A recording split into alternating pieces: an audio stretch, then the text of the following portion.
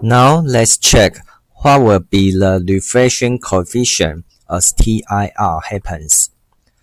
As TIR happens, we have the incident angle θ1 is larger than the critical angle θc. And the characteristic impedance in median 2, which is capital Z sub 02, is defined as this one.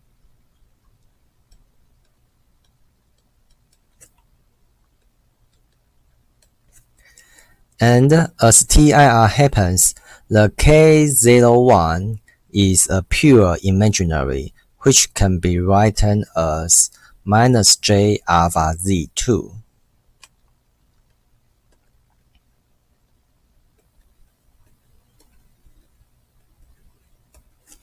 And we can also see that this one is also a pure imaginary, so we can write it as Jx02,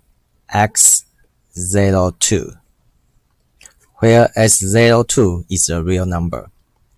And let's go back to the definition of the reflection coefficient gamma. Gamma is defined as this way.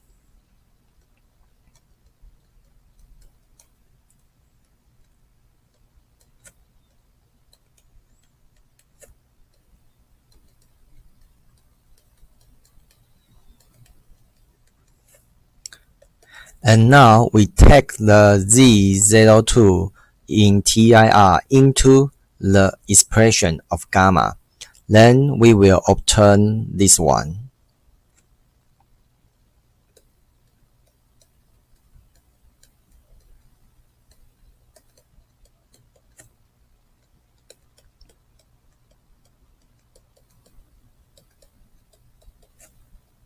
Okay? And clearly, you can see that gamma will be accomplished, right? So we can rewrite gamma in this form. Gamma is the absolute value of gamma times exponential minus Ch02. The way we want to express the phase in this form is to let us easily to arrange the following terms. And what will be the value of the absolute value of gamma? From this expression, you can see that this one is a real number. This one is a pure imaginary, right? So it will equal to minus A plus JB over positive A plus JB. So these two terms, they have the same imaginary part, but have different have a real part of opposite sign. One is negative, the other is a positive. So we can easily find out that the absolute value of gamma will be 1. So gamma can be written as minus exponential minus J25. Okay? And this also tells us that since the amplitude of the reflection coefficient gamma is 1, then we can say that the absolute value of the reflected wave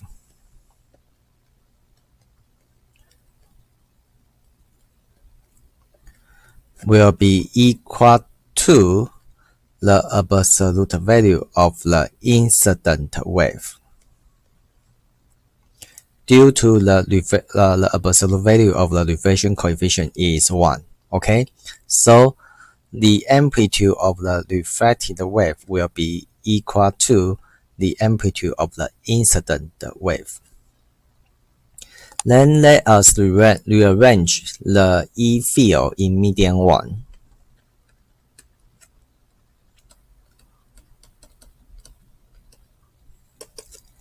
In median 1 for TE wave, the EY field is the summation of the incident field plus the reflected wave, right?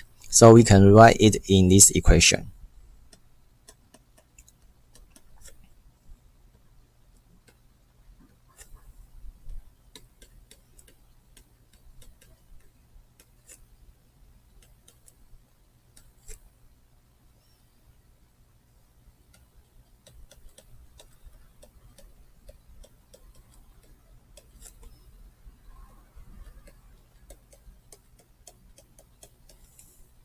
And now let's take the expression of the gamma reflection as TIR happen into this term.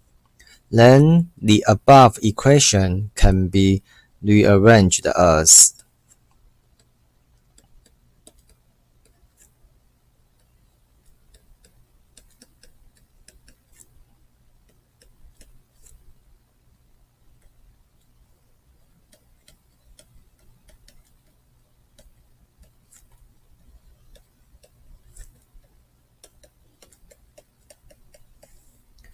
from this expression, you can easily find out that in x direction it is a propagating wave, but in z direction it will become a cosine function, which means that in z direction the incident wave plus the reflected wave, they will form a standing wave.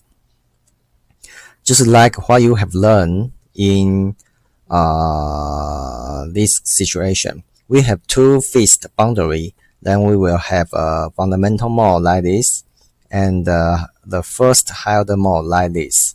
That will form a standing wave along the z direction if we have two boundaries in z direction, okay? And also, from this expression, you can see that at z is 0, at this position, we take the value of z into this one, you will have like the EY is not 0. What is this position? This position is the interface of the two materials, okay? And now I will explain to you the Gauss-Hansen shift. In ray optics, if we have a dielectric interface here, then we have an incident wave and the corresponding reflected wave as TIR happen. And due to the amplitude of the reflection coefficient is 1, we always think that the E field at the interface will be 0. But actually, the E field at the interface will look like this black curve. In the median 1 region, which the total E field is the summation of the incident wave and the reflected wave, they will form a cosine function like this. But in previous slide, I have told you that at z is 0, the E field is not 0, okay? And the E will exponentially decay to 0 into median 2 region. And if we follow the cosine curve to find out the 0 point along the cosine curve, then we will have this point. Follow the cosine curve like this. Then we will have the 0 point here. And then the distance between the 0 point to the interface, we call it Gauss-Hansen shift. Okay, this distance, which comes from the reason that gamma gives us the phase distribution as TIR happens. Then if you plot this phenomenon in ray optics, it will look like this. The actual 0 point at the of the z is 0 is in the cladding region, like the dashed line here. The field in the core will look like go to the dashed line and reflected. And this is the point here. And we will set the E is 0 at this point for TIR, for dielectric interface, okay? And this distance is what we called goods handshake shift.